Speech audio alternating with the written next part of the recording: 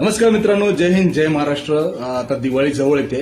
प्रत्येक जण दिवाळीला नवीन नवीन कपडे घेईल, फटाके घेतील, फराळ बनवतील, गोड असं काहीतरी मिठाई खातील, एन्जॉय करतील, आपल्या लाईफमध्ये मस्तपैकी व्यस्त होऊन जातील.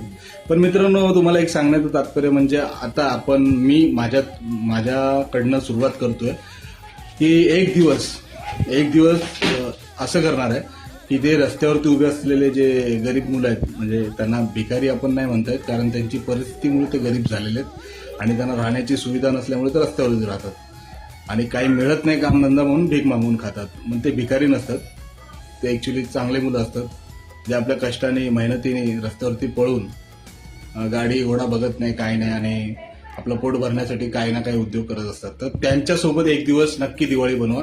काही ना काही त्यांना एक छोटंसं फटाकड्याचे गिफ्ट करा किंवा फराळ द्या, गोड करा त्यांचं तोंड. एवढंच बोलायचं. जय हिंद, जय महाराष्ट्र.